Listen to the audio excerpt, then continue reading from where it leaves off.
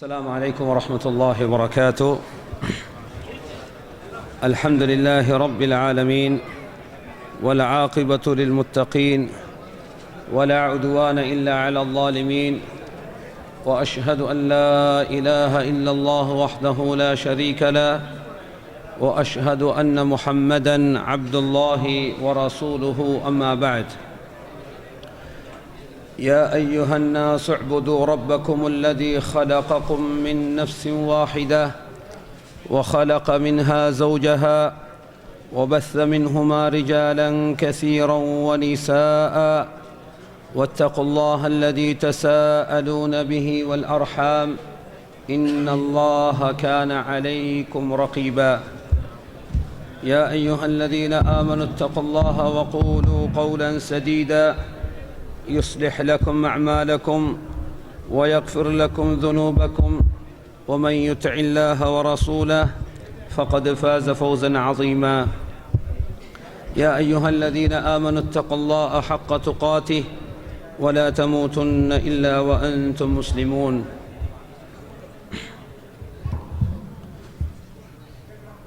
சிறப்பான இந்த சபையை தலைமை தாங்கிக் கொண்டிருக்கும் சகோதரர் மௌலவி அஸ்ஹர் அவர்களே, அதேபோன்று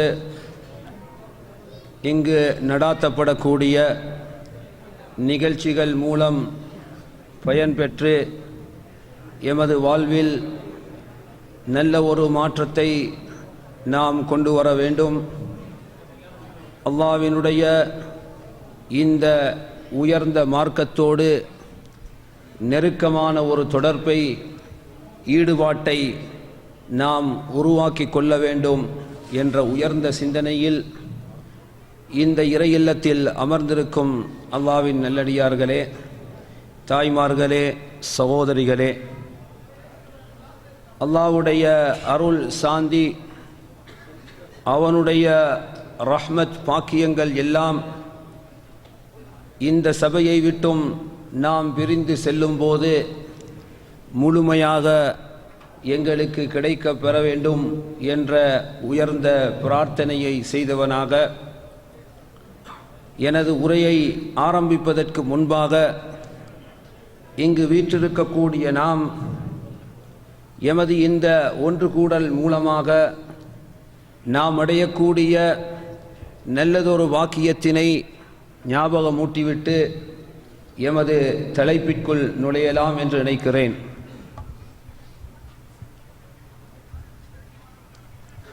சகோதரர்களே, நபி ஸல்லல்லாஹு அலைஹி வஸல்லம் அவர்கள் கூறினார்கள், அல்லாஹ்வுடைய இல்லங்களில் ஓர் இல்லத்தில் ஒரு சாரார் ஒன்று சேர்ந்து இறை வேதமான அல்லாஹ்வுடைய அருள் நிறைந்த அந்த வேதத்தை ஓதி அதனை கற்றுக்கொள்கின்ற போது அவர்களுக்கு அல்லாஹு தஆலா 4 விதமான வாக்கியங்களை வழங்குகிறான் என்று சொன்னார்கள்.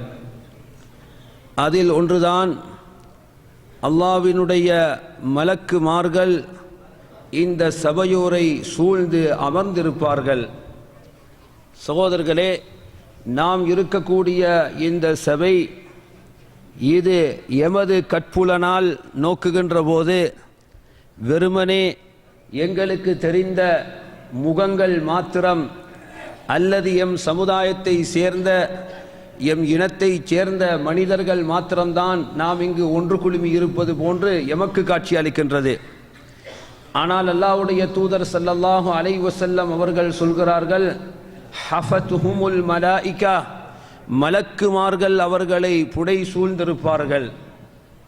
சகோதரர்களே, நாம் கண்ணினால் காணவில்லை, இருந்தாலும் கூட அல்லாஹ்வின் தூதர் ஸல்லல்லாஹு அலைஹி வஸல்லம் அவர்கள் சொன்ன வார்த்தை எம் கண்ணால் நாம் பார்த்து நம்பும் அந்த நம்பிக்கையை விடவும் பலமானது.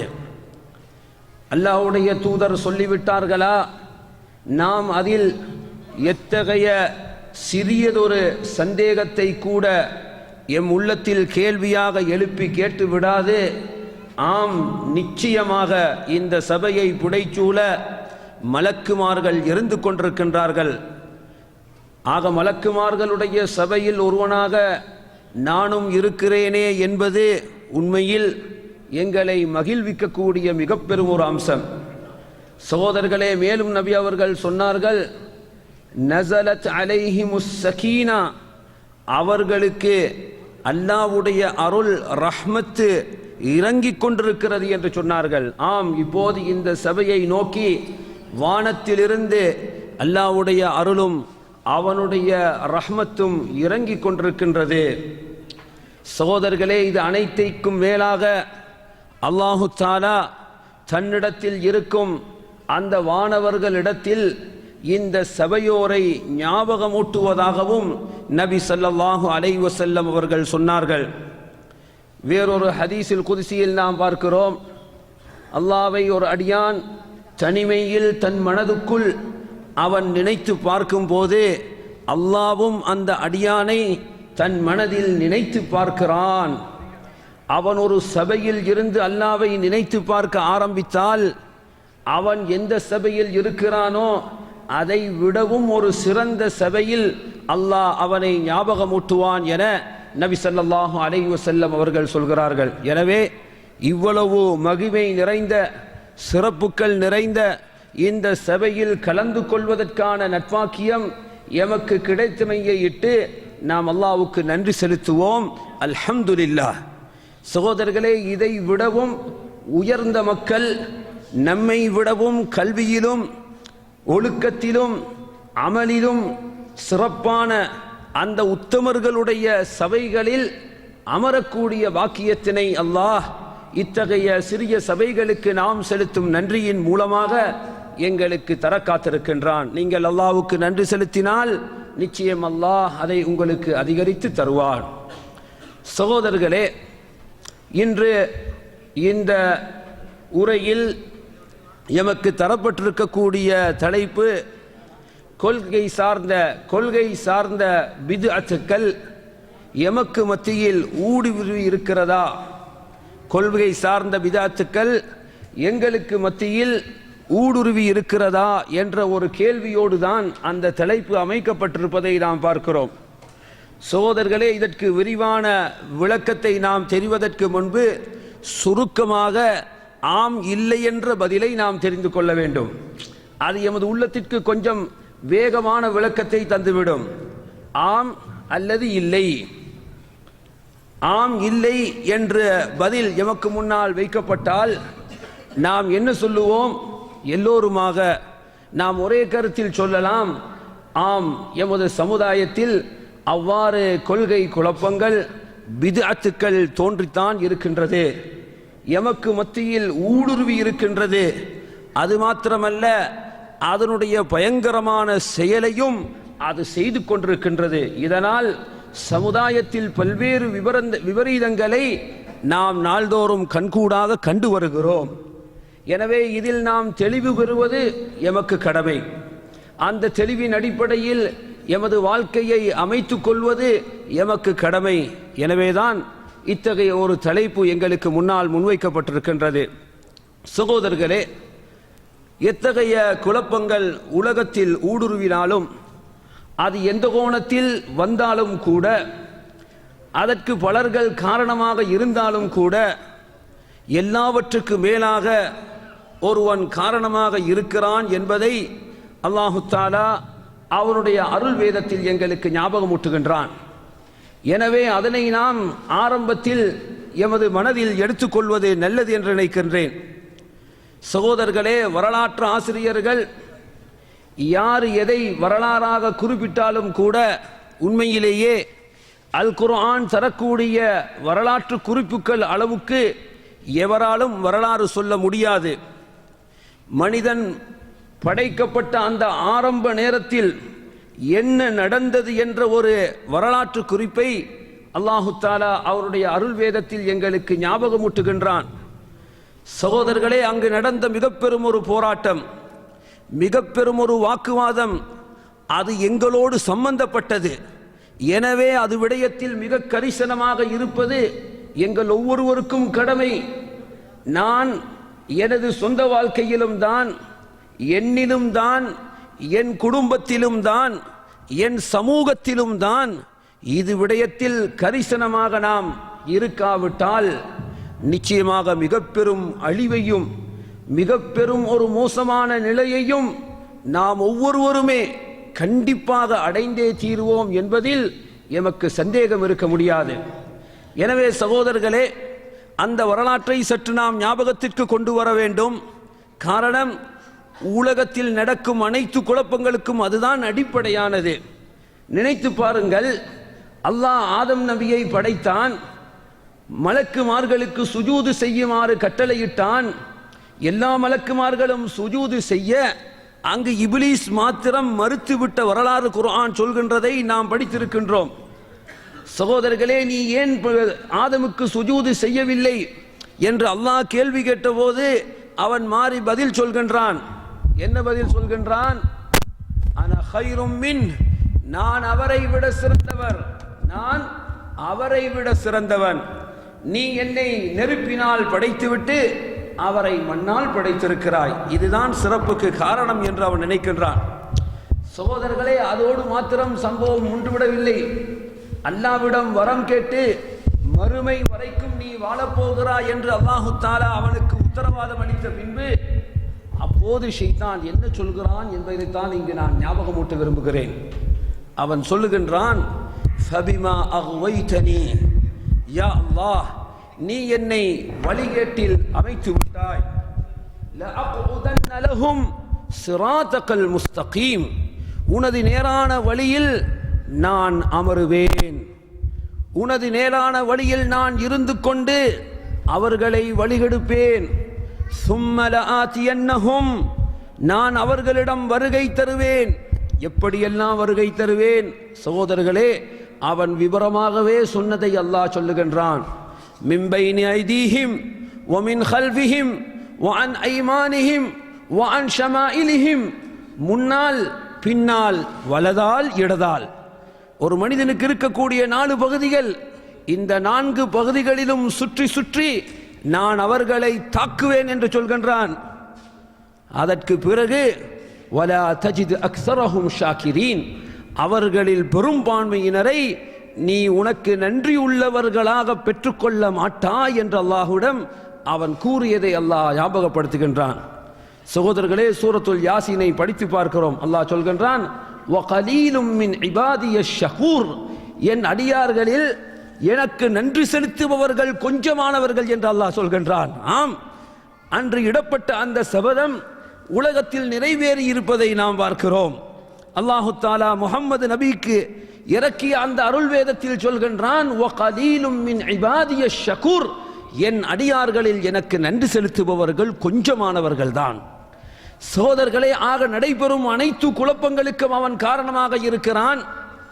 எமக்கு மறைமுகமாக இருந்து கொண்டு ஊறு விளைக்கும் பகைவனாக இருக்கிறான் என்றால், நாம் நாள்தோறுமே எம் சமுதாயத்தில் ஏனையவர்கள் மூலமாக நாம் அஞ்சக்கூடிய அந்த பகைமையை விட இந்த ஷைத்தானில் இருந்து எங்களை காத்துக் கொள்வதற்கு நாம் ஒவ்வொருவரும் முயற்சி செய்ய வேண்டும். அந்த சிந்தனை, அதற்கான உழைப்பு, அதற்கான திட்டங்கள், அதற்கான செயலாக்கங்கள் எங்களிடம் இல்லாவிட்டால் எங்களை அறியாமலேயே அதல பாதாளத்தில் கொண்டு போய் தள்ளிவிடுவான். சகோதரர்களே, ஷைத்தானை பற்றி அல்லாஹு தஆலா சொல்லக்கூடிய ஒரு வசனம் மிக பெரும் ஒரு ஆச்சரியத்தை தருகின்றது. அவனுடைய வரலாற்றை படித்தால் மிக பெரும் நீண்ட ஆயுள், உலகத்தில் எத்தனை கோடி பேரை தான் வழிகெடுத்திருப்பான், எவ்வளவு பெரிய அனுபவம் இருந்திருக்கும். சுப்ஹானல்லாஹ், அல்லாஹ் சொல்கின்றான், இன்ன கைத ஷைத்தானி கான ضعيفا, ஷைத்தானுடைய சூழ்ச்சி பலவீனமானது என்று சொல்கின்றான். சகோதரர்களை, இவ்வளவு அனுபவமும் ஆற்றலும் நீண்ட வாழ்வும் பெற்ற அந்த ஷைத்தானுடைய சூழ்ச்சியை பற்றி அல்லாஹ் தகவல் சொல்லும் போது ஷைத்தானுடைய சூழ்ச்சி மிக பலவீனமானது என்று சொல்கின்றான். சகோதரர்களே, இதை நாம் எப்படி புரிந்து கொள்வது? வாருங்கள், வீட்டில் நுழையக்கூடிய மனிதன் பிஸ்மில்லாஹ் என்று சொன்னால் நபி அவர்கள் சொல்கிறார்கள், அந்த வீட்டில் ஷைத்தான் நுழைய முடியாது. பிஸ்மில்லா என்பது என்ன பெரிய விஷயமா? ஒரு பெரிய பாடமாக்க முடியாத பெரிய வார்த்தையா? இல்லை, வெறும் பிஸ்மில்லா, ஷைத்தானுக்கு அங்கே நுழைய முடியாது. சொன்னார்கள், சாப்பிடும் போது பிஸ்மி சொல்லுங்கள், ஷைத்தான் உங்களோடு இருக்க முடியாது. என்ன ஆச்சரியம்! இரவில் போது உங்களுடைய பாத்திரங்களை மூடிவிட்டு படுங்கள் என்று சொல்கிறார்கள். மூடுவதற்கு மூடி இல்லையா, ஒரு குச்சியை மேலால் வையுங்கள் என்று சொல்கிறார்கள். ஏன்? மூடப்பட்ட பாத்திரங்களை அவைகளை கவிழ்த்து விடவோ அதற்கு தீங்கிழைக்கவோ ஷைத்தானால் முடியாது என்று சொன்னார்கள். சகோதரர்களே, நாம் யோசிப்போம், இது எங்களுக்கு முடியுமே, எவ்வளோ பெரிய பாரமானத்தில் மூடி வச்சாலும் அதை புரட்டி போடுறது எங்களால் பெரிய காரியம் இல்லையே. சகோதரர்களே, ஷைத்தானை பற்றி நபி அவர்கள் விளக்கம் சொல்லும் போது அவனுக்கு அது தடை விதிக்கப்படுகின்றது. ஆம், அப்படித்தான். எனவே நாம் ஒவ்வொருவரும் இன்ஷா அல்லாஹ் எமது வாழ்க்கையில் இதில் விழிப்புணர்வுகளாக இருக்க வேண்டும். காலையில் விழித்தால் மாலை வரை ஷைத்தானின் தீங்கிலிருந்து எம்மை காத்துக்கொள்வதற்கு என்ன வழி? வீட்டை விட்டும் வெளியே செல்லும் மனிதன் பிஸ்மில்லாஹ் தவக்கல்து அலல்லாஹ் என்ற வார்த்தையை சொல்லிவிட்டால் நபி அவர்கள் சொல்கிறார்கள், ஷைத்தானால் அவருக்கு ஒன்றும் செய்ய முடியாது. தனஹா அன்ஹு ஷைத்தான், ஷைத்தான் அவனை விட்டும் ஓரம் போய் விடுவான் என்று சொல்கிறார்கள். எனவே ஆயுதம் கையில் இருக்கின்றது, அதற்கான அனைத்து சாதனங்களும் எமக்கு கொடுக்கப்பட்டிருக்கின்றது. ஆனால் நாம் அவற்றை கற்காமலும் அதை அமல் செய்யாமலும் பராமுகமாக இருக்கிறோம். இதனால் வழிகேட்டின் பக்கம் நாம் தள்ளப்படுகின்றோம். சகோதரர்களே, உலகத்தில் ஏற்படக்கூடிய ஷைத்தானுடைய இந்த வழிகேடுகளை நாம் ஆராய்ந்து பார்த்தால் அதனுடைய வடிவங்கள் ஓர் இரண்டல்ல, பல்வேறு வடிவங்களில் ஷைத்தான் இந்த மனிதனை வழிகெடுப்பதை நாம் பார்க்கிறோம். அவனுடைய கொள்கையில் கோளாறுகளை உருவாக்குகின்றான், அவனுடைய அமல்களில் கோளாறுகளை உருவாக்குகின்றான், அவனுடைய அஹ்லாக்கில் கோளாறுகளை உருவாக்குகின்றான். எப்படியோ ஒரு கோளாறை ஏற்படுத்தி அது நரகத்திற்கு வழியாக அமைந்து விட வேண்டும் என்பதுதான் அவனுடைய இலட்சியம். ஷைத்தான் விரும்புவதெல்லாம் என்ன? உங்களை நரகில் வீழ்த்த நினைக்கின்றான். சோதர்களே, ஷைத்தான் எங்களை நரகில் கொண்டு போய் போட்டுவிட விரும்புகின்றான். அதற்கு அவன் பயன்படுத்தும் வழிமுறைகள் பல வகையில் இருக்கின்றது. நாம் நினைத்துவிடக் கூடாது, நாம் அழகாக வணக்கம் செய்கின்றோம், நல்ல நேரான கொள்கையில் இருக்கின்றோம், சத்தியத்தில் இருக்கின்றோம் என்று தம்பட்டம் அடிக்கின்றோம், வாய் நிறைய பேசுகின்றோம். ஆனால் எங்களுடைய பண்பாட்டு துறைகள், நாம் பேசும் வார்த்தைகள், நாம் மக்களோடு பழகும் பழக்க வழக்கங்கள், இதில் கோளாறு ஏற்பட்டு விடுமானால் அதனுடைய விபரீதம் என்னவென்பதையும் நாம் சிந்திக்க வேண்டும். சகோதரர்களே, அவள் தொழுகிறாள், இரவெல்லாம் வணங்குகிறாள், பகலெல்லாம் நோன்பு பிடிக்கிறாள், ஆனால் அயல் வீட்டுக்காரரோடு சண்டை பிடிக்கிறாள் அல்லாஹ்வின் தூதரே என்று நபி அவர்களுக்கு செய்தி சொல்லப்படுகின்றது.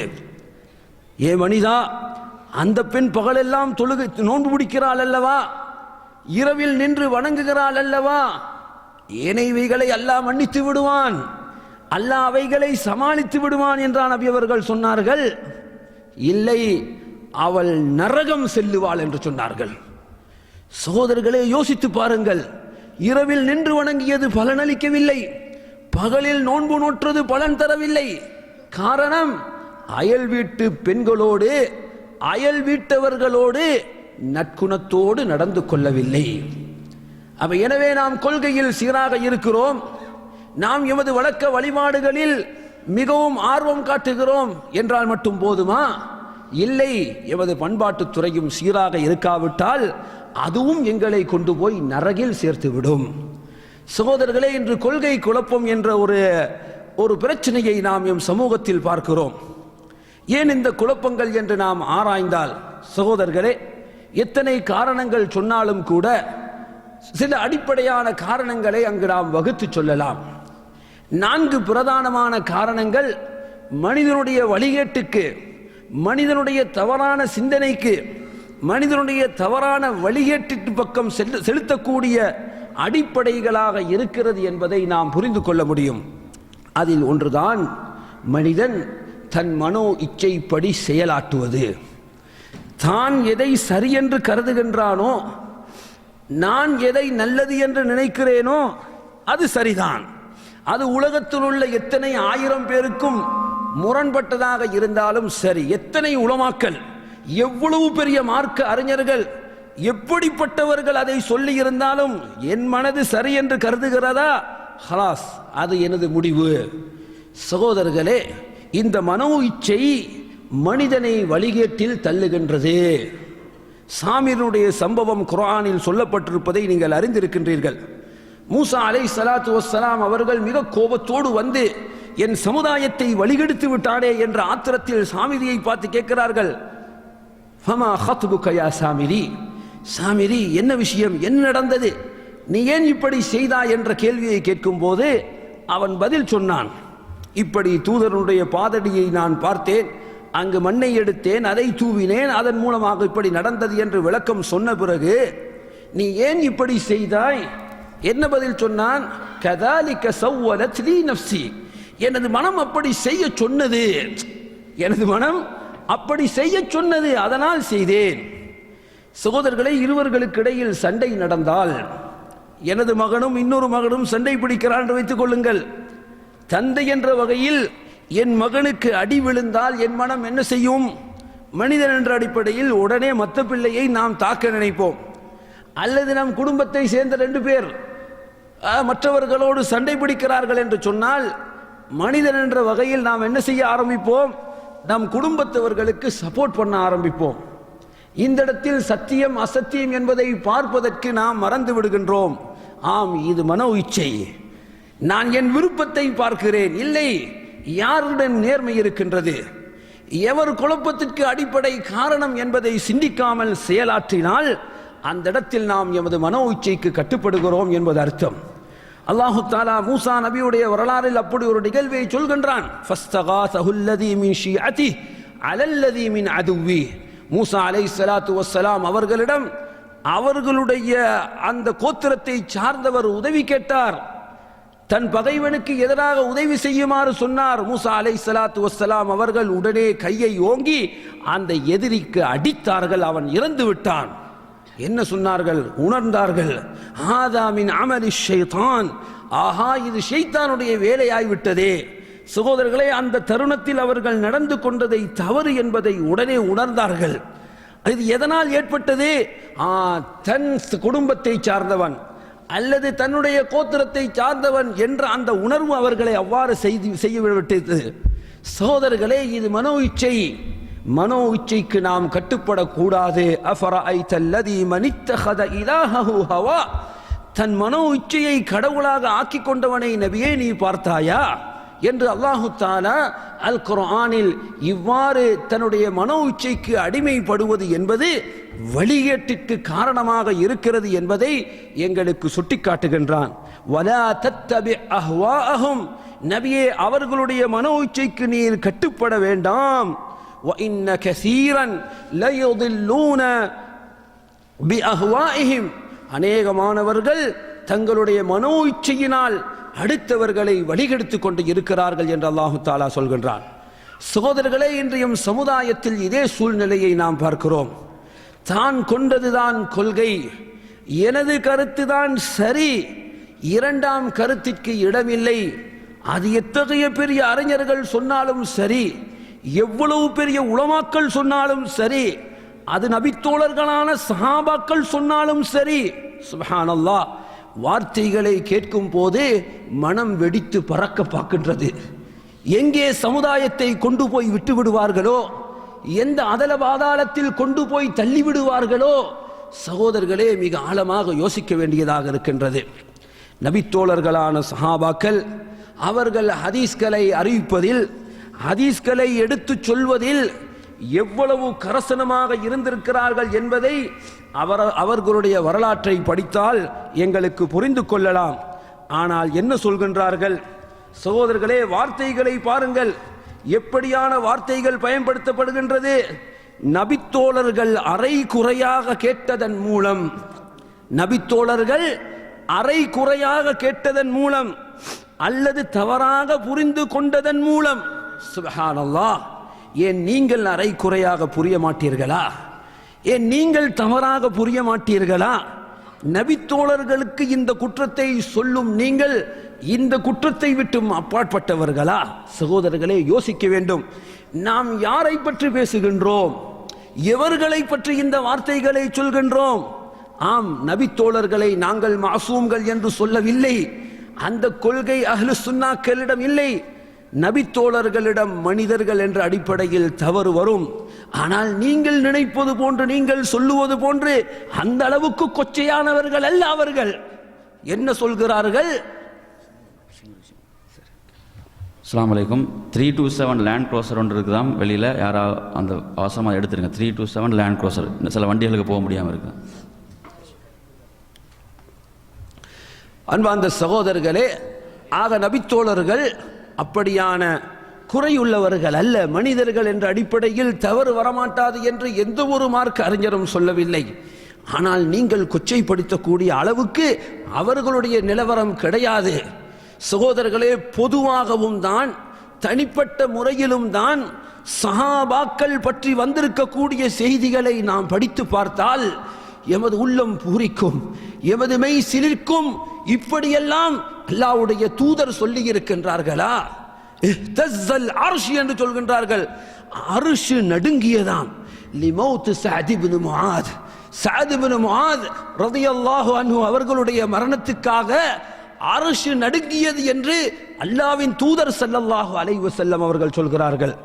சகோதரர்களே, இப்னு மஸ்ஊதினுடைய காலை பார்த்து சொல்கிறார்கள், மலைகளை விடவும் மீசானுடைய திராசில் இந்த காட்கள் பாரமாக இருக்கும் என்று சொல்கிறார்கள். சாதாரண வார்த்தைகளா? எத்தனை வார்த்தைகள் அல்லாஹ்வுடைய ரசூல் மூலமாக அவர்களிட பற்றி புகழ்ந்து சொல்லப்பட்டிருக்கின்றது. முஹம்மதுர் ரசூலுல்லாஹ், முஹம்மது ஸல்லல்லாஹு அலைஹி வஸல்லம் அவர்கள் அல்லாஹ்வுடைய தூதர் என்று சொன்ன அல்லாஹ், வல்லதீன மஅஹு, அவரோடு இருந்தவர்கள். யார் அவர்கள்? அவர்கள் தான் அருமை சஹாபாக்கள். சகோதரர்களே, முகமது நபியோடு ஒன்றாக இருந்த அந்த சஹாபாக்கள் வரலாற்றை படித்தால் எனக்கு உங்களுக்கு சொல்ல முடியுமா? நானும் நபியும் சென்றோம், நானும் நபியும் வந்தோம், நானும் நபியும் வீற்றிருந்தோம். நாம் சொல்லலாமா இந்த வார்த்தைகளை? அல்லாஹ்வுடைய தூதரின் தோழர்கள் எத்தனை தடவைகள் சொல்கிறார்கள். நாம் அல்லாஹ்வுடைய ரசூலோடு அமர்ந்திருந்த நேரத்தில் குன்னா இந்த நபி ஸல்லல்லாஹு அலைஹி வஸல்லம், நாம் அல்லாஹ்வுடைய ரசூலோடு அமர்ந்திருந்த நேரம். சகோதரர்களை, நினைத்து பாருங்கள், இந்த வாக்கியம் யாருக்கு கிடைத்தது? அந்த நபித்தோழர்கள். எவர்களை பற்றி எப்போதுமே வாய் முழுக்க மிகவும் நாம் பெருமையாக, மிகவும் புகழ்ந்து பேச வேண்டும் என்று நாம் ஒவ்வொருவரும் ஆளாக வேண்டுமோ, அத்தகைய நபித்தோழர்களை பற்றி சமுதாயத்தவர்களிடத்தில் இருக்கக்கூடிய மதிப்பை குறைக்கும் வண்ணம் அவர்களையும் ஏனையவர்கள் போன்று சாதாரணமானவர்கள் தான் என்று நினைக்கக்கூடிய அளவுக்குள்ள வார்த்தைகள். சகோதரர்களை, அண்மையில் ஒரு நிகழ்ச்சியில் கேள்வி கேட்கப்படுகின்றது, சஹாபாக்களை பற்றி நீங்கள் குறை கூறுவதாக மக்கள் பேசுகின்றார்களே, என்ன பதில் சொல்கின்றீர்கள்? சஹாபாக்கள் சிறப்பானவர்கள் தான், புகழுக்குரியவர்கள் தான் என்றெல்லாம் சொல்லிவிட்டு புகழ்ந்ததை உடைப்பதற்கு அடுத்த வார்த்தையை பயன்படுத்துகின்றார்கள். சஹாபாக்கள் சண்டை பிடிச்சாங்கல்ல, அவங்கள நாங்க பின்பற்றக்கூடாது. அப்ப சஹாபாக்களை பின்பற்றணும்னு சொன்னா அப்ப அவங்க சண்டை பிடிச்ச மாதிரி நாங்க எல்லாரும் சண்டை பிடிச்சு கொள்வோமா? இது கேள்வியா? சகோதரர்களே, சாதாரண அறிவுள்ள மனிதனும் இப்படி கேட்க மாட்டான். ஆனால் ஆச்சரியம், படித்தவர்கள் என்று மக்களால் கருதப்படுபவர்கள் இப்போது கேட்பதுதான். சகோதரர்களை, பின்பற்றுவது என்றால் என்ன? நல்லதில் பின்பற்றுவது என்பதுதான் யாரும் அறிந்தது. அல்லாஹ் கூட குர்ஆனில் என்ன சொல்கின்றான்? வஸ்ஸாபிகூனல் அவ்வலூன மினல் முஹாஜிரீன வல் அன்சார்.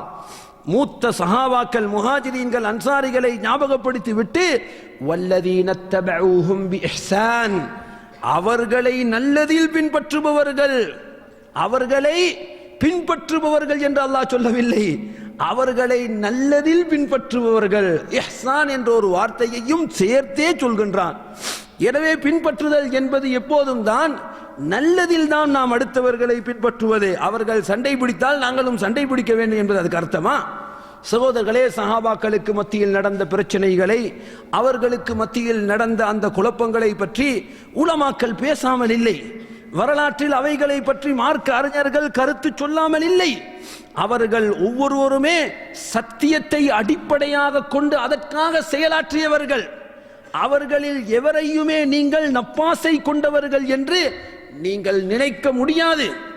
சகோதரர்களே, அல்லாஹ் அவர்களை புகழ்ந்து சொல்லிவிட்டான். ரலியல்லாஹு அன்ஹும், அவர்கள் எல்லோரையும் அல்லாஹ் திருப்தி அடைந்ததாக அவனுடைய அருள் வேதத்தில் சொல்கிறான். சகோதரர்களே, ஷியாக்களும் இந்த கொள்கையைத்தானே வளர்க்கின்றார்கள். சஹாபாக்களை பற்றிய தவறான சிந்தனையை உள்ளத்தில் ஊட்டுவது தானே அவர்களுடைய அடிப்படையாக இருக்கின்றது. ஏன்? அப்போது இந்த மார்க்கத்தை விட்டும் உங்களை தூரமாக்கி விடலாம். எனவே நபித்தோழர்களான சஹாபாக்கள் பற்றி நாம் தவறான கருத்து பேசப்படுமானால் சகோதரர்களே, அதை காதில் வாங்காமல் இருப்பதுதான் அந்த சஹாபாக்களுடைய மரியாதையை எங்களுடைய உள்ளத்திலிருந்து நாம் எடுத்து விடாமல் இருப்பதற்கு அல்லது குறைத்து விடாமல் இருப்பதற்கு வழியாக இருக்கும். இமாம் இப்னு தைமிய்யா ரஹ்மத்துல்லாஹி அலைஹி அவர்கள் தங்களுடைய தஹாவியாவில், தங்களுடைய வாசித்தியாவில் சொல்லக்கூடிய ஒரு கருத்து நாம் ஒவ்வொருவருமே மனதில் பதிக்க வேண்டிய கருத்து. சகோதரர்களே, யாரெல்லாம் சஹாபாக்களை குறை சொல்லுவார்களோ அவர்களை பற்றி இமாம் அவர்கள் சொல்லும் போது சொன்னார்கள், ஃபஹுவ அதல் மின் ஹிமாரி அஹ்லிஹி, அவன் காலத்தில் வாழும் கழுதையை விட கெட்டவன் என்று சொன்னார்கள்.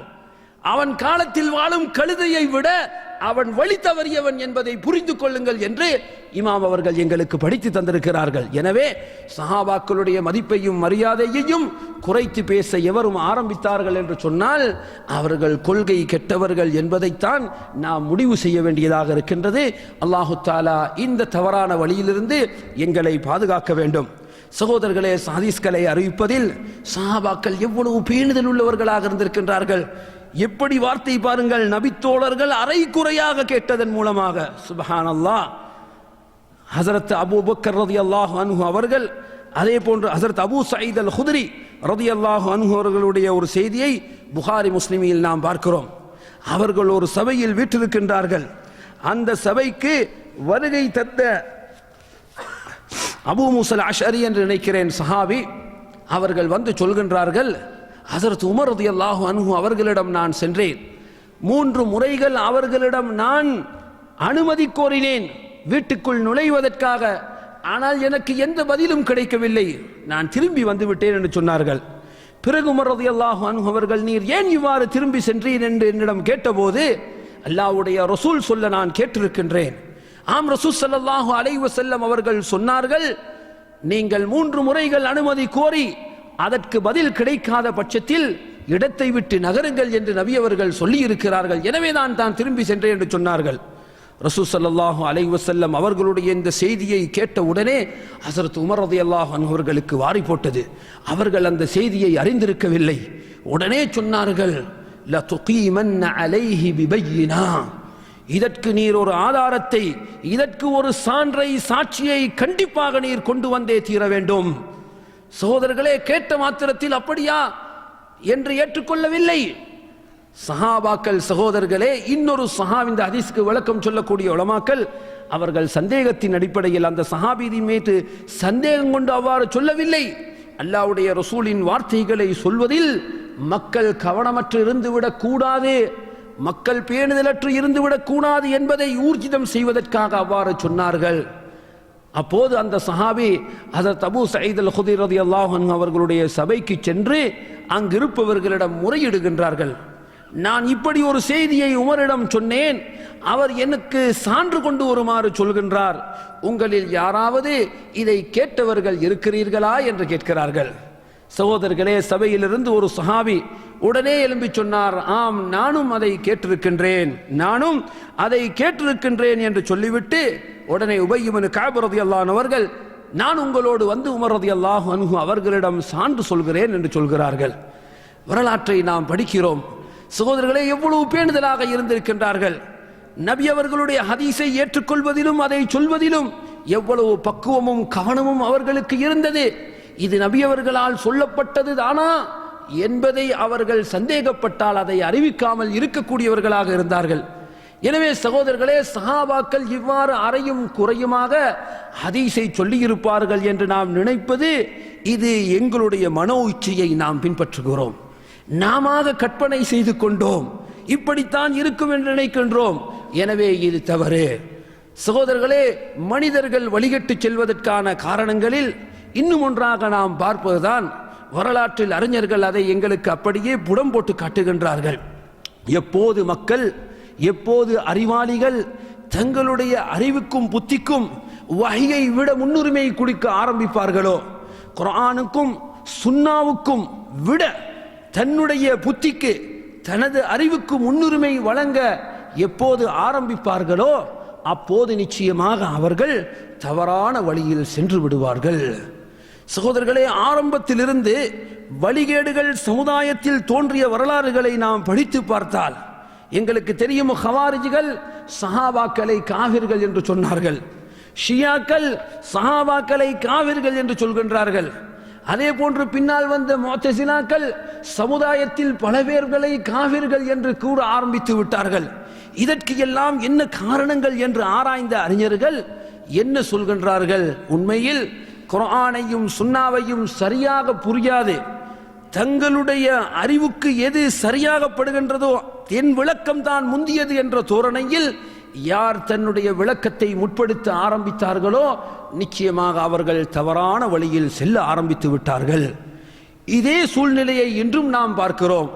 நாம் ஆராய்ச்சி செய்த வகையில், நாம் பார்த்த வகையில் நடைமுறைக்கு ஒத்து வராது என்ற காரணத்தினால், அறிவுக்கு பொருந்தவில்லை என்ற காரணத்தினால், இப்படி பல காரணங்களை சொல்லிக்கொண்டு பல்வேறு ஹதீஸ்களையும் மறுப்பதை எம் சமுதாயத்தில் சாதாரணமாக இன்று நாம் கண்டு வருகின்றோம். இதுவும் எமக்கு மத்தியில் ஏற்பட்டிருக்கக்கூடிய மிக பெரும் ஒரு குழப்பம். சகோதரர்களே, உலமாக்கள் என்ன சொல்கின்றார்கள்? இந்த ஹதீஸ்களுக்கு என்ன விளக்கம் சொல்லப்பட்டிருக்கின்றது? வரலாற்றில் ஹதீஸ் என்பது இது நேற்று முந்தநாத்து பிறந்தது அல்ல.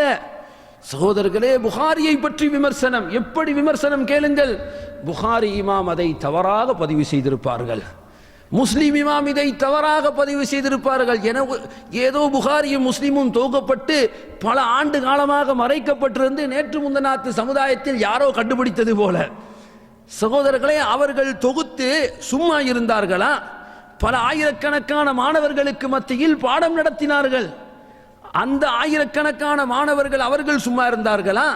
அவர்கள் தங்களுடைய சீடர்களுக்கு மாணவர்களுக்கு பாடம் கற்பித்துக் கொடுத்தார்கள். இன்று வரைக்கும் உலகத்தில் அந்த நிலைமையை நாம் பார்க்கிறோம். புகாரி உலக மட்டத்தில் படிப்பிக்கப்படுகின்றது, சஹீஹ் முஸ்லிம் உலக மட்டத்தில் படிப்பிக்கப்படுகின்றது. பல லட்ச மாணவர்கள் கற்றுக்கொள்கின்றார்கள்.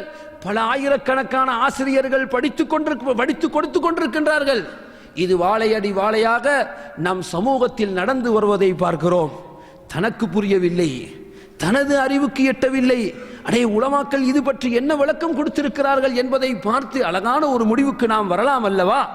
அப்படி செய்யாது உடனே இது குர்ஆனுக்கு முரண்படுகின்றது, அல்லது புத்திக்கு எட்டவில்லை, அல்லது நடைமுறைக்கு எட்டவில்லை என்று இப்படி பல காரணங்களை சொல்லிக்கொண்டு நம் சமுதாயத்தில் இவைகள் மறுக்கப்படுவதை நாம் பார்க்கிறோம்.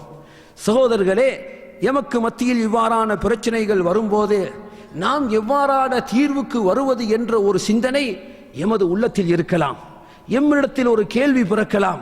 பலர்களும் பலரை சொல்கிறார்களே, நாம் எப்படியா தீர்வுக்கு நாம் வர வேண்டும், நாம் என்ன செய்வது என்ற ஒரு சிந்தனை எம் உள்ளத்தில் வரலாம். சகோதரர்களே, முதலில் சஹாபாக்கள் என்ன கொள்கையில் இருந்தார்கள் என்பதை நாம் பார்த்துவிட்டால், நபித்தோழர்களான சஹாபாக்களை அடுத்து அவர்களுக்கு பின்னால் வந்த அவர்களுடைய தாபிஈன்களான மாணவர்கள் என்ன கொள்கையில் இருந்திருக்கிறார்கள், என்ன கருத்துக்களை மார்க்கத்தின் அடிப்படையில் சொல்லுகிறார்கள் என்பதை நிச்சயமாக நாம் ஆராய்வோம் என்று சொன்னால் எமக்கு தெளிவு கிடைக்கும். பாருங்கள், அன்று நடந்த ஒரு சம்பவம் முஸ்லிமில் பதிவாகி இருப்பதை நாம் பார்க்கிறோம். சஹாபாக்களுடைய காலத்தில் ஹவாரிஜிகளுடைய தோற்றம், முஅ்தஸிலாக்களுடைய தோற்றம் உருவாக ஆரம்பித்ததை நாம் தெரிந்து வைத்திருக்கிறோம். சகோதரர்களே, மஅபத் அல் ஜுஹனி என்ற ஒருவர் பஸ்ராவில், ஈராக்கில் இருக்கக்கூடிய அந்த பஸ்ராவில் ஒரு கருத்தை வெளியிடுகின்றார். என்ன கருத்து? அல் அம்ரு உனுஃப் என்று சொல்கின்றார். உலகத்தில் எதுவெல்லாம் நடக்கின்றதோ அதெல்லாம் அப்போது நடைபெறுவதுதான். முட்கூட்டியே அல்லாஹு தஆலா அதை எழுதி வைத்திருப்பதாகவோ, அல்லாஹ் அதை அறிந்து வைத்திருப்பதாகவோ நாம் நம்பியிருக்கிறோமே. இந்த கொள்கைக்கு முரணான ஒரு சிந்தனை, ஒரு கருத்தை முன்வைத்தார். என்ன கருத்து? நிச்சயமாக இவைகள் எல்லாமே புதிதாகத்தான் உருவாகின்றது. ஒரு காரியம் உலகத்தில் நடைபெறுவதற்கு முன்பு அது பற்றிய அறிவு, அது பற்றிய தெளிவு அல்லாஹ்விடம் இல்லை. அதை அல்லாஹ் தெரியாதவனாகவே இருக்கின்றான், பிறகுதான் அல்லாஹு தஆலா தெரிந்து கொள்கிறான் என்ற ஒரு கருத்தை மஅபத் அல் ஜுஹனி என்பவர் சமுதாயத்துக்கு மத்தியில் வைக்கிறார். சகோதரர்களே, அங்கிருந்த மூத்த அறிஞர்கள், பெரும்பெரும் ஹதீஸ்கலை அறிஞர்கள் கூட இது சம்பந்தமாக நாங்கள் என்ன முடிவெடுப்பது? இந்த ஹதீஸை படித்து பார்க்கும் போது யஹ்யா இப்னு யஅமர் என்ற ஒருவர் சொல்கின்றார், நானும் எனது தோழர் ஒருவரும் நாங்கள் இருவருமாக யஹ்யா இப்னு யஅமர், ஹுமைத் இப்னு அப்துர் ரஹ்மான் அல் ஹிம்யரி, இந்த இரண்டு பேரும் மக்காவுக்கு செல்கின்றார்கள். அவர்கள் சொல்கின்றார்கள், ஹஜ்ஜுக்காகவோ உம்ராவுக்காகவோ நாங்கள் மக்கா சென்றிருந்தோம். அப்போது நாங்கள் எங்களுக்கு மத்தியில் பேசிக்கொள்கிறோம், இப்படி ஒரு புதிய கருத்து சமுதாயத்தில் உருவாகி இருக்கின்றதே, புதிய ஒரு கருத்து சமுதாயத்தில் உருவாகி இருக்கின்றதே, இது சம்பந்தமாக நாம் யாரிடம் விசாரிப்பது, யாரிடம் நாம் தெளிவு பெறுவது, யாரிடம் கேட்பது என்று எங்களுக்குள் நாம் பேசிக்கொண்டிருந்தோம். சொல்கிறார்கள், பேசிக்கொண்டு நாம் இருக்கும் போதே என்ன ஆச்சரியம், ஹஸரத் அப்துல்லா இப்னு உமர் ரலியல்லாஹு அன்ஹு அவர்கள் பள்ளிக்குள் நுழைவதை நாங்கள் பார்த்தோம்.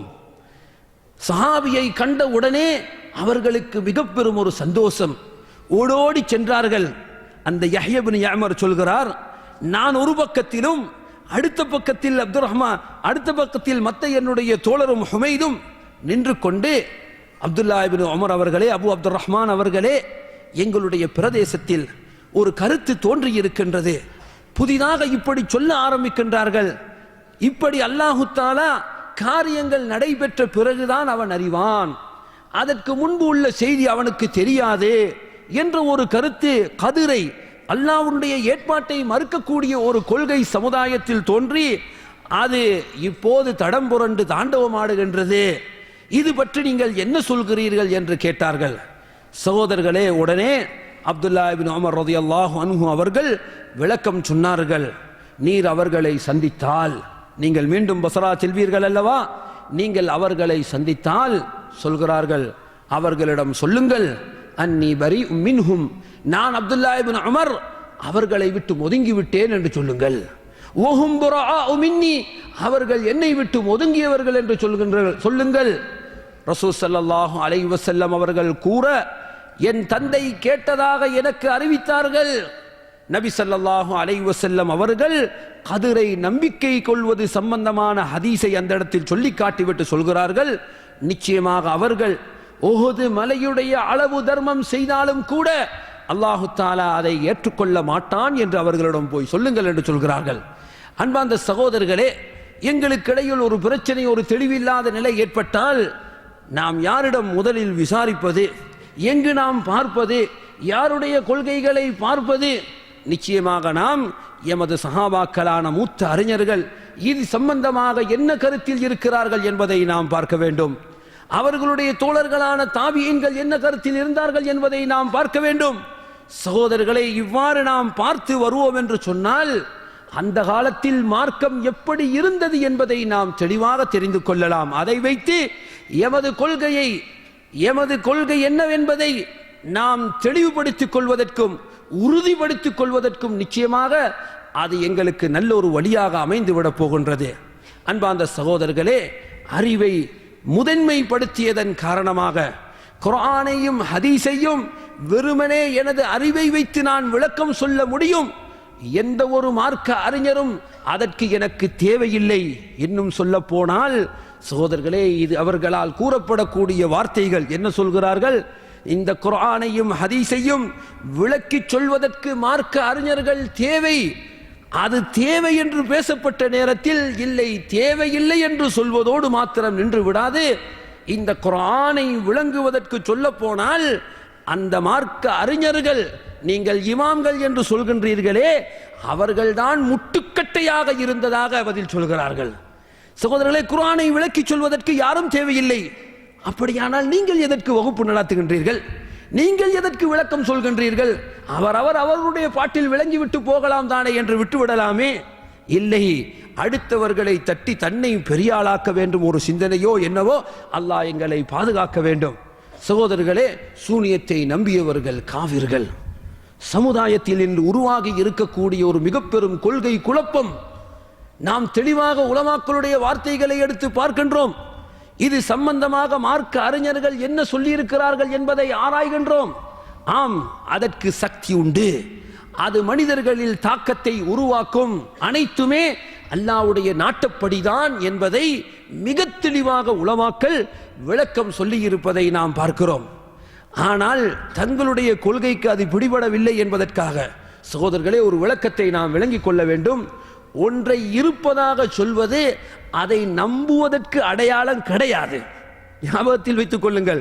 ஒன்று இருக்கிறது என்று நான் சொல்லிவிட்டால் அது சத்தியம் என்று நான் நம்புகிறேன் என்பதற்கு அர்த்தம் அல்ல அது.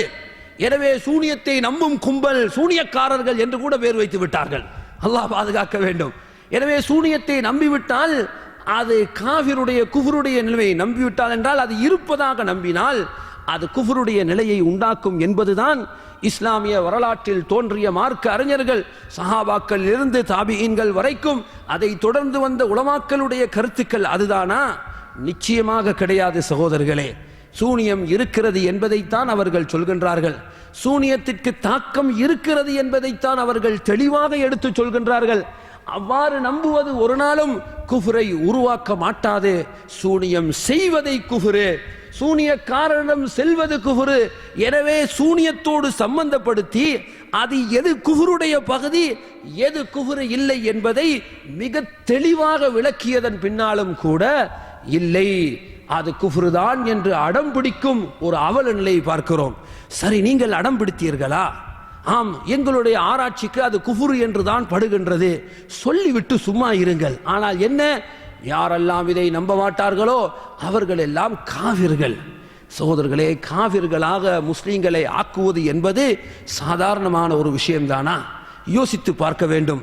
சூனியம் சம்பந்தமான அந்த ஹதீஸுக்கு கொடுக்கப்படக்கூடிய விளக்கங்களை நீங்கள் எடுத்து பார்த்தீர்களானால் அந்த ஹதீஸில் அப்படியெல்லாம் விளக்கம் இருப்பதை எங்களால் கண்டுபிடிக்கவே முடியாது. 6 மாதங்கள் நபி அவர்கள் சூனியம் செய்யப்பட்டவர்களாக இருந்தார்கள் என்பதை சொல்லிவிட்டு, அப்படியானால் 6 மாதங்கள் அவர்கள் உள்ளம் சிதைந்த நிலையில் இருந்தார்கள். அப்படியா இருக்குது ஹதீஸ்ல? 6 மாசம் உள்ளம் சிதைந்த நிலையில், என்னமோ படுத்த படுக்கையில் 6 மாசம் இருந்த மாதிரி, எதுவுமே புரியாம இருந்த மாதிரி, பைத்தியக்காரனோட நிலைக்கு ஆளாகின மாதிரி. அப்ப அந்த நேரத்தில் இறங்கின குர்ஆன் வசனத்துக்கு என்ன விளக்கம்? சகோதரர்களே, உலமாக்கள் இது எல்லாத்துக்கும் அழகான விளக்கம் சொல்லி இருக்கின்றார்கள். குர்ஆன் பாதுகாக்கப்பட்டது நிச்சயமாக. எத்தகைய ஒரு பாடிய கொடிய நோய்க்கு நபி அவர்கள் ஆனாலும் கூட அந்த குர்ஆனுக்கு பாதகம் வர மாட்டாது. அல்லாஹ் அதை பாதுகாப்பதாக வாக்களித்திருக்கிறான். எனவே இந்த பாதுகாப்போடு சேர்த்து இதை நாம் புரிந்து விட்டோம் என்று சொன்னால் நிச்சயமாக இந்த கொள்கை குழப்பம் நமக்கு மத்தியில் உருவாக மாட்டாது. ஏன்? அடிப்படை என்ன? நான் ஏற்கனவே சொன்னது போன்று நாம் எதை சரி என்று கருதுகின்றோமோ அதுதான். அது எத்தகைய பெரிய மார்க்க அறிஞர்கள் சொன்ன கருத்துக்கு முரண்பட்டாலும் சரி. சகோதரர்களே, இந்த மார்க்க அறிஞர்களுடைய மரியாதை, அவர்கள் மீது மக்களுக்கு இருந்த நம்பிக்கை எல்லாம் மிக துச்சமாக மிக இலகுவாக போக்கப்படுவதை நாம் பார்க்கிறோம். ஒரு சம்பவத்தை நான் சொல்கிறேன். இது எனக்கு நடந்தது. ரியாத் மாநகரத்தில் பத்ஹா பள்ளிவாசல் இருக்கின்றது, உங்களுக்கு தெரியும். ஒரு முறை பயான் செய்கிறோம். பயான் செய்து முடிந்து இமாம் ஷாஃபி இமாம் அவர்கள் சொன்னார்கள் என்று ஒரு கருத்தை நான் சொன்னேன். அப்போது சபையில் இருந்த ஒருவர் கேட்கிறாரு, அது என்ன ஷாஃபி இமாம் கருத்தை சொல்றீங்க, குர்ஆன் ஹதீஸை சொல்லுங்க அப்படின்னு கேட்கிறார். மாஷா அல்லாஹ், கேள்வி கேட்பதற்கு அருமையாகத்தான் இருக்கிறது. நான் சொன்னேன், ஷாஃபி இமாமை பற்றி என்ன நினைக்கிறீர்கள்? ஷாஃபி இமாம் பைபிள்ல இருந்து ஆன்சர் பண்றாளா? ஷாஃபி இமாம் இடத்தில் மார்க்கம் கேட்டால் அவர் தன்னுடைய பொக்கெட்டில் இப்படி பார்த்து எதையாவது எடுத்துதாப்பா பதில் அப்படி சொல்பவரா அவரு? அட, குர்ஆனையும் ஹதீஸையும் கற்ற மாபெரும் மேதாவிகள். குர்ஆனுக்கும் ஹதீஸுக்கும் முரண்பட்டால், நாம் சொன்ன வார்த்தைகள் முரண்படுவது போன்று உங்களுக்கு காட்சி அளித்தால் எங்களை தூக்கி வீசுங்கள் என்று அவர்கள் தானே எங்களுக்கு படித்து தந்தார்கள். இந்த குர்ஆனும் ஹதீஸும் தான். சகோதரர்களே, ஷாஃபி இமாமுக்கு ரிசாலா என்ற ஒரு நூல் இருக்கின்றது. அழகாக சொல்கின்றார்கள், மனிஸ்தபான லஹு சுன்னத்து ரசூலில்லாஹ், அல்லாஹ்வுடைய ரசூல் சொன்னதாக தெளிவு யாருக்கு ஏற்பட்டு விடுமோ, எவருடைய கூற்றுக்காகவும் சுன்னாவை பின்னால் போட முடியாது. அது எந்த பெரிய அறிஞராக இருந்தாலும் சரி என்று இந்த கொள்கையை எங்களுக்கு படித்து தந்தவர்களே அவர்கள்தான். ஆனால் அந்த இமாம்களை பற்றி எப்படி சொல்கின்றோம்? அவர்கள்தான் குர்ஆன் ஹதீஸை விளங்குவதற்கு முட்டுக்கட்டையாக இருக்கின்றார்களாம். அவர்கள்தான் எங்களுக்கு மார்க்கத்தை குழப்பி வைத்திருக்கின்றார்களாம். சகோதரர்களே, குழப்பி விட்டு இந்த குழப்பத்தை அடுத்தவர்கள் மீது போடக்கூடிய அவல நிலையை நாம் பார்க்கிறோம். தக்ஃபீர், முஸ்லிம்களை காவிர்களாக ஆக்குவது, அவர்களுக்கு பின்னால் நின்று தொழக்கூடாது என்ற ஃபத்வாக்கள் எல்லாம் சகோதரர்களே இது சாதாரணமானதல்ல. இது மிக பெரும் விபரீதத்தை சமுதாயத்தில் உருவாக்கக்கூடியது. எனவே இத்தகைய கொள்கை குழப்பங்கள் எமது சமுதாயத்தில் உருவாகி இருக்கின்றது.